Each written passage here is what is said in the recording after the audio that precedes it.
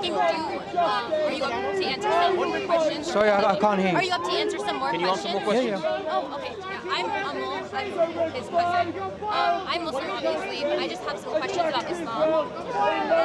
So I think you probably get asked this often, but like I've never had an explanation that makes sense to me. But in Surah Nisa, like verse 34, when it says that like men can strike their wives, I was just wondering like an explanation that you have or an interpretation of that verse. Okay. Yeah, and why God had written that in the Okay. When it comes to, for example, that particular verse, can you read it out, the whole verse? In English?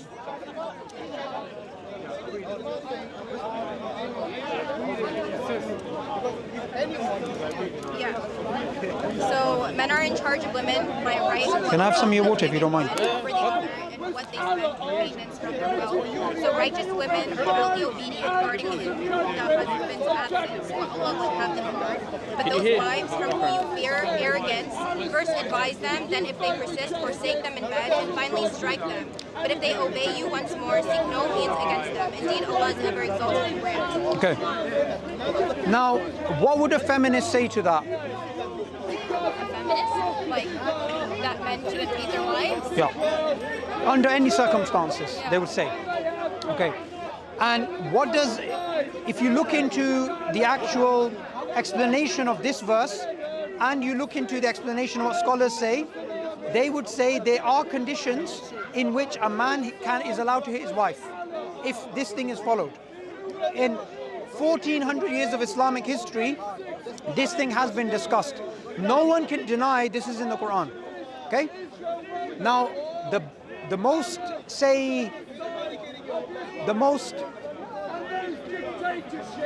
direct explanation that someone would give of this is, if a woman is involved in behavior that is XYZ, then so-and-so Islamic scholar has said that he's allowed to hit her with what's like a miswak or something, right?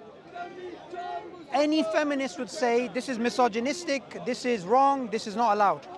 When you carry on reading Surah Nisa and you read the other verses and you read the other verses in the Quran about women, it will say a woman gets half the inheritance a man gets. This coupled with a woman getting half the inheritance that a man gets, again, what would they say? They would say Islam is a misogynistic religion, it's a patriarchal religion. When you combine that with the idea that in Islam a woman has to wear a hijab but a man doesn't, what would their answer to that be? That would be, again, this is oppressive. If we carry on along this, we can come across maybe 7-8 things like this. I want to answer all of them in one go rather than one particular one. Islam says certain things which go against what men want and what women want. In both cases, the question that we have to ask is, why is Islam true? Because in Islam, one of the things which men love to do, for example, is business. You're not allowed to take interest. The most precious thing to wear is gold. Men are not allowed to wear it. When you're married, the man has to spend his wealth on the woman, but the woman can take her wealth and not spend it on the man. When it comes to silk, which is the best cloth, a man can't wear it, but a woman can. When there's a war going on, like there is in Ukraine, when there is a war and the Khalifa says you have to go to war, all the men have to fight, and if they die, they die, but the women don't have to fight. Sorry, I don't mean to cut you off, Yep. but like I have no issue with believing that Islam is true, and so my specific question is just that interpretation of the verse. Like, are men actually allowed to beat their wives? Like, Islam, is that okay? Yeah. According to that verse, according to the interpretation for the last 1400 years, even the most liberal scholar will say that is something undeniable in the Quran. They will say even with a miswak, but no one will say that doesn't exist.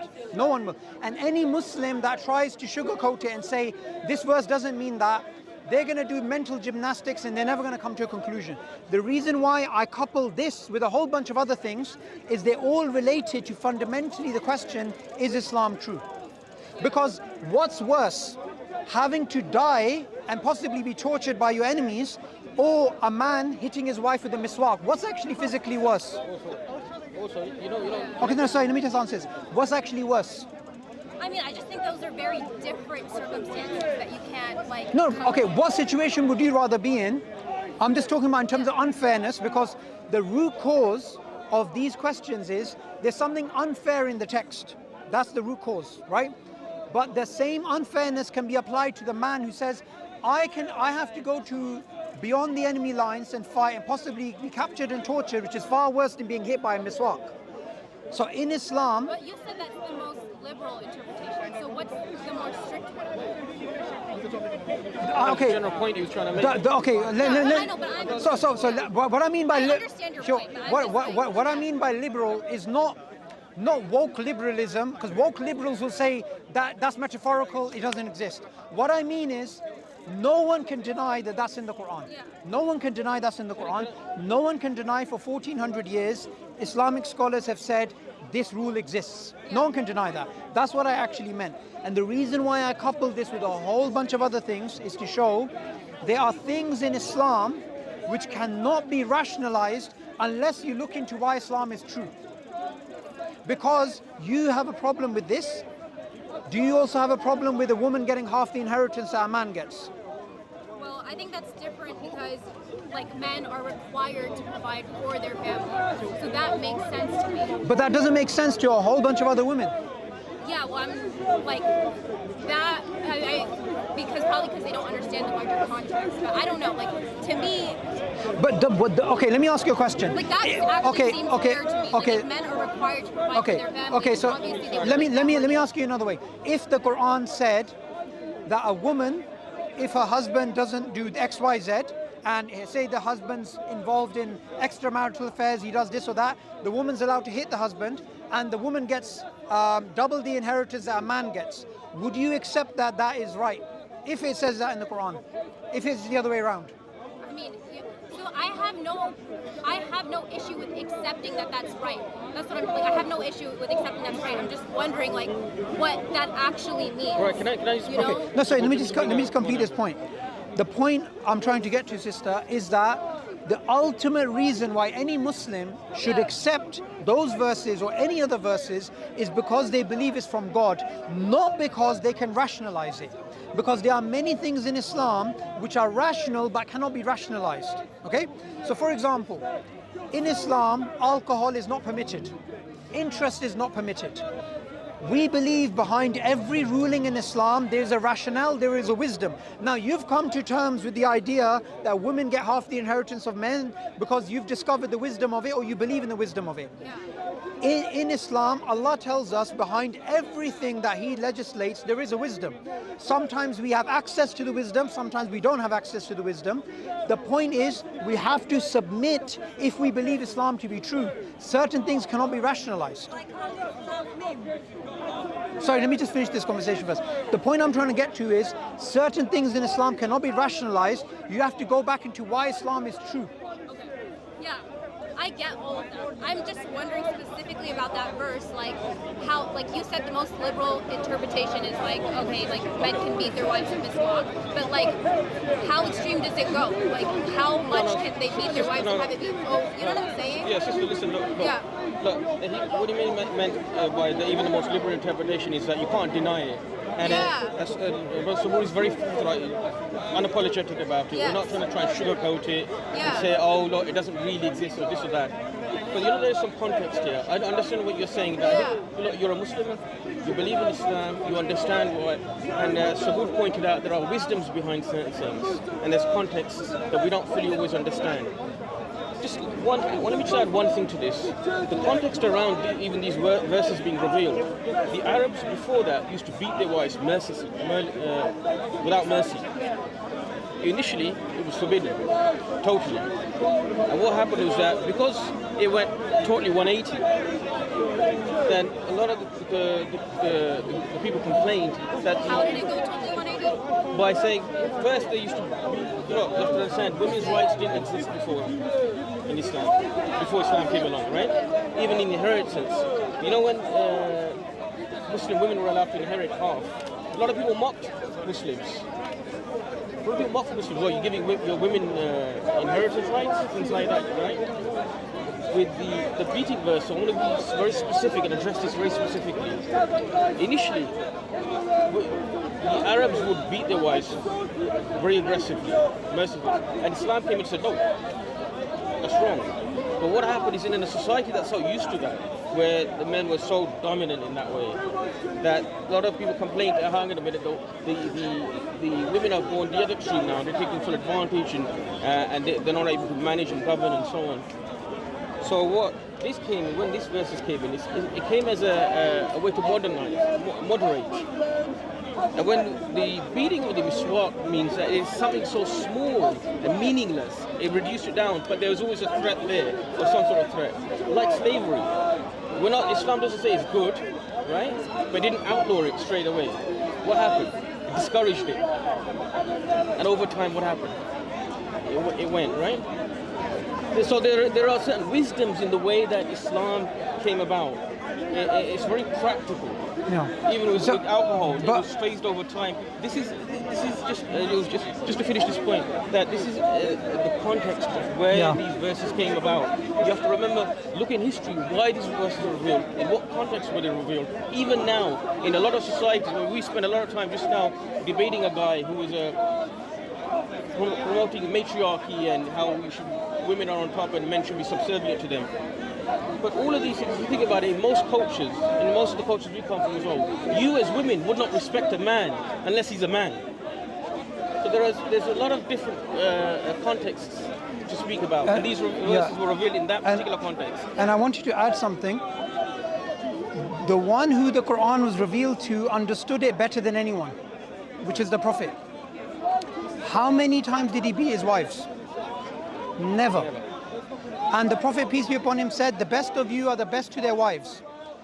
Why was the criteria to be the best human being, the best to your wife? Because you can act really nice in front of society, you can act really nice in front of your friends and family, but your real character is only known by your spouse. So Islam doesn't say wife beating's good and do it. This particular verse is for extreme circumstances. The Prophet, peace be upon him, never did it. And the Prophet, peace be upon him, when he had a woman come to him and the woman wanted to inquire about marriage proposals that she had, the Prophet discouraged her from marrying this guy because he was stingy, this guy because he's a wife beater. So Islam doesn't encourage wife beating, Islam doesn't encourage violence against women. This particular verse has to be understood in that context. And the way I see it is, this particular verse, for most women, I think for most men, even liberal men, not men in the past, but liberal men today, it cannot be rationalized. It simply has to be accepted if they go back to where it came from and they look at the context of it. Because there's many things in Islam, sisters, not just this, there's many things in Islam which can make someone leave Islam unless they go back to why Islam is true. So I'll tell you the story of one of my friends. One of my friends converted to Islam and he came from an egalitarian background, a liberal background. He found out that in Islam a woman cannot seek divorce. She can only get khula. She can't say talaq, talaq, talaq and get rid of her husband like the man can. There's an asymmetry there. And what happened was, this made him doubt Islam because he's a convert and he was brought up in a liberal feministic sort of way. After marriage he discovered, actually, I see a wisdom behind this. Whatever wisdom he discovered, he discovered. So sometimes these things are tests from Allah. They actually test from Allah to see whether we believe. And this is why the question always goes back to, why is Islam true? What did I do with the guy who's here before you? I'm not interested in all the questions that he has. I'm interested in showing him why God exists and why Quran is true. Because once we can know that Islam is true, it answers all these questions. Which is why I brought up this question of all the other things. Because there are a lot of things in Islam which are gender biased, which are not equal. Islam is not an egalitarian religion. I think a lot of Muslims brought up in the West, because we're brought up with liberalism and we're brought up with Islam, it's very hard for us to understand how do we reconcile the two. And my answer is, we don't have to reconcile the two because liberalism's wrong.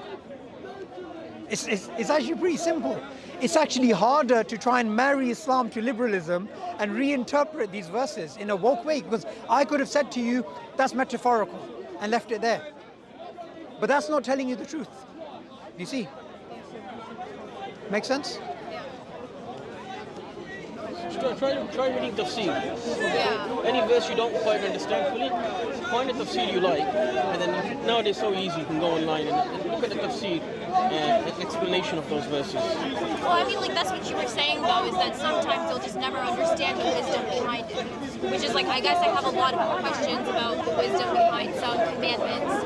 And, like, I don't, like, this... Yeah. But that's where the tafsir will come in. That what you'll often find is that some wisdoms are explained. Not everything, some are explained. There are some ahadith, like Subboor gave you some ahadith, some context behind it, right? You'll get some of these explanations through tafsir and commentary.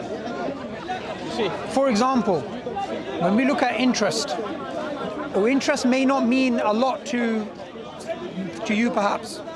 It does to a lot of Muslim men who are into business, who are into, like, it's a massive constraint economically, especially if you live in the West. You can't get a house on mortgage, you can't get a finance on mortgage, you can't start off a business on mortgage. What is the wisdom behind that? We'll find out on the Day of Judgment. What is the wisdom behind the fact that in Islam, a man is given authority over a woman? Now, nobody can say that Surah Nisa doesn't say that. It does say that. It's the beginning of the verse, that men are the maintainers and protectors of women. It doesn't say they're equal partners. Now, that doesn't mean that one oppresses the other, but it does mean that one has authority over the other. And in Islam, for example, the Khalifa, the head of state, here in the UK, the Prime Minister can be a man, a woman, nowadays anyone in between. But in Islam, the Khalifa has to be a man. All the prophets were men. Now someone can turn around and say, this is wrong, this is patriarchal, this is not in line with 21st century wokeism. And we could say, yeah, that's fine. But what's the evidence that Islam is true? Here's the evidence, therefore we follow it. Look, Islam's not a religion of fashion. Islam's a religion of tradition. It's a religion which dates back hundreds of years, and it's a religion there with a divine origin. So it's not going to fit woke liberal ideologies. If you were brought up in, say, sub-Saharan Africa, this question would not even come to you. The reason why it's come to me and you and us is because we're brought up here in the West. So we have to understand, a lot of the time they're battling opposite ideologies, and we don't need to. We just need to drop the other ideologies and wholeheartedly understand that Islam is the paradigm. It's not a paradigm that needs to match up to others.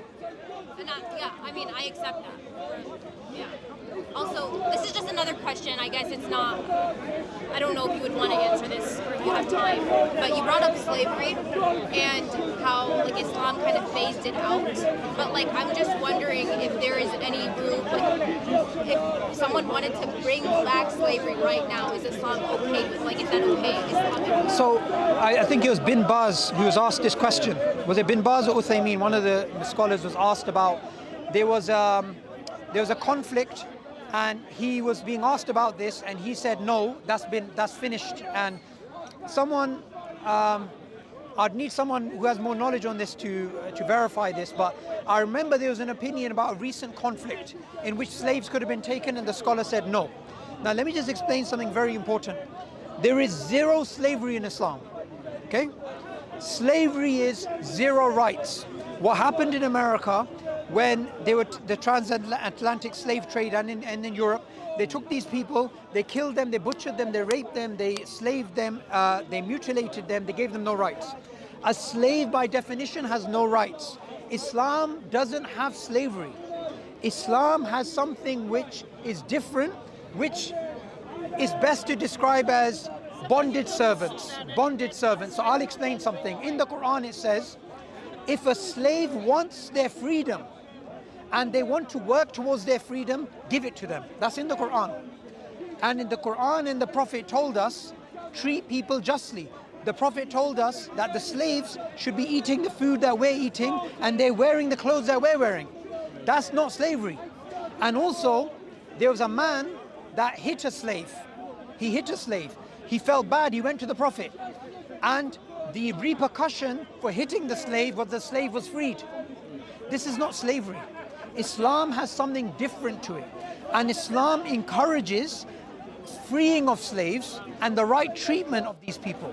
So whenever we look at slaves, we think of what happened in the transatlantic slave trade. You cannot compare that to what happened. You know the Prophet's uncle Abbas, right? The Prophet's uncle Abbas. At one point he was a slave and he was freed. So we have to understand slavery in Islam is a term which is used quite loosely. There's slavery in Islam. But I challenge anyone to show there's ever been one slave in Islam. Because a slave by definition has no rights. In the Quran and the Prophet say that slaves have rights. In fact, there's something really interesting. The Prophet forbade Muslims from saying my slave man or my slave girl, because the Prophet said you're all slaves of God.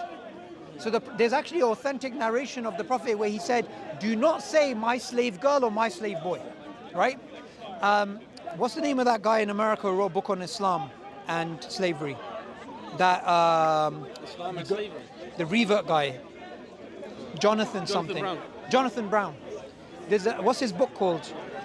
Basically, Google this book Brown, called yeah. Jonathan Brown. This book he's written about slavery. I haven't read it. I heard it's very good. Just letting you know. But these nuances are really important because no one had this 1400 years ago. Just another question about that. What is the wisdom, or like what are the parameters around men having intercourse with their female slaves in Islam? I believe that's covered in the book. I believe that's covered in the book. Again, a lot of these things were you have to put in a lot of your questions.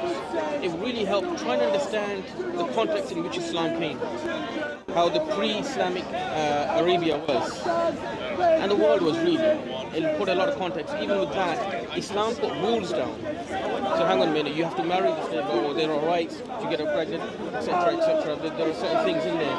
Well, I suppose your wider question would be, why not just outright forbid everything, right? Just make everything haram. But even I don't think that men had to marry. They could just freely have intercourse. No, there were rights. There were rights that were given. Before that, there were no rights. You could do what you want. You would treat them like absolute property, like cattle. But there were rights given. No, you can't do that. But then there are certain things that are, again, in that context, in that society, in that time, it was very different. But what Islam did was, it didn't just, the whole of slavery, they didn't just abolish it straight away. So, no, it's all haram. That's it. Because it said society would collapse. It would have collapsed on itself. Again, Islamic collapsed if they weren't allowed Okay, to so have sex with their female. Let me explain to you how. Okay, let me explain to you how ancient warfare worked. Ancient warfare was all about reproduction is battlefield success. So what would happen is two tribes would fight each other. The women from these tribes, all their husbands would be dead. So you wouldn't just leave them; they would be taken by the other tribes and assimilated into that tribe. This was ancient times. Persia, Rome, China, India, everyone was doing the same thing. So what Islam said, it came and regulated that. It regulated that. It didn't ban it. It regulated it. Now someone could turn around today and say, I think the best thing would have been that Muslims just refused to engage in slavery at all and let the other empires engage in them, and they had greater reproductive success. From a purely sociological perspective, Islam would be at a massive disadvantage on the battlefield. So these things, look, sometimes it's very hard to understand objectively, but in warfare, a lot of the early times, there was no states, there was no borders. Everything in the beginning was the age of empires. It was to do with warfare, and reproduction was one of the fastest ways to replenish your troops, which is why people that could reproduce faster, they actually won greater land, they won greater territory, they had greater empires. It was a different universe. That's why a lot of those things today, when we try and understand them, we cannot understand them because the context has disappeared. Well, so then that's my question, like if someone wanted to bring it back, like technically, like what in Islam is there that would like prohibit that, you know? Okay, so in Islam, the Prophet taught us the scholars are the inheritors of the prophets. So for example, I'm not a scholar. If I say something, I have to find it in the Quran, in the sayings of the Prophet, or the consensus of the first 3 generations of Muslims. That's it. That is Islam.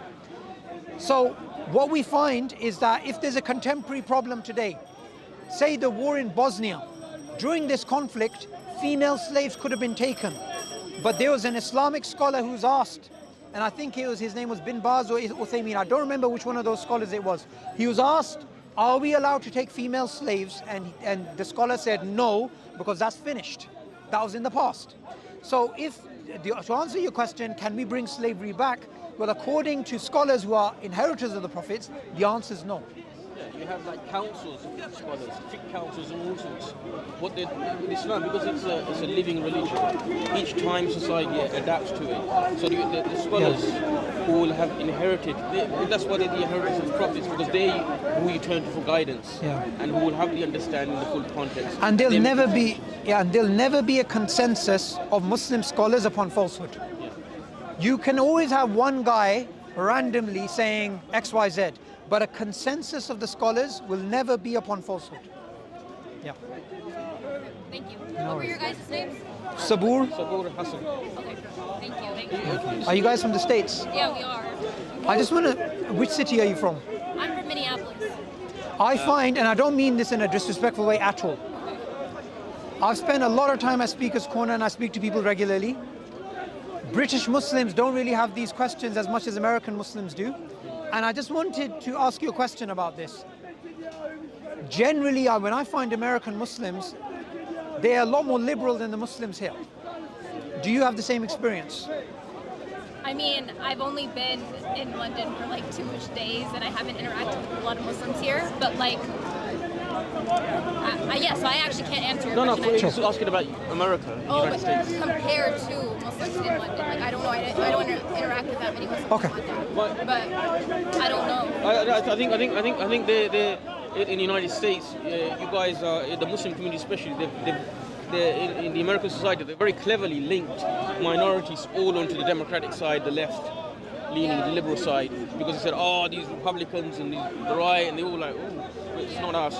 And therefore, I think maybe because of that, it's got a cultural influence on the Muslims. I also think it's because when you look, for example, here in London, we have Chinatown with Chinese people. We have Golders Green with Jewish people. We have East London with lots of Muslims. I think in America, the Muslims are scattered all over the place. And that weakens the Muslim identity, it weakens the Muslim confidence, it weakens the ability of Muslims to articulate themselves. Because this pattern, I've seen it for so many years that I don't believe it's something that has no basis. So I was trying to figure out what is the actual cause.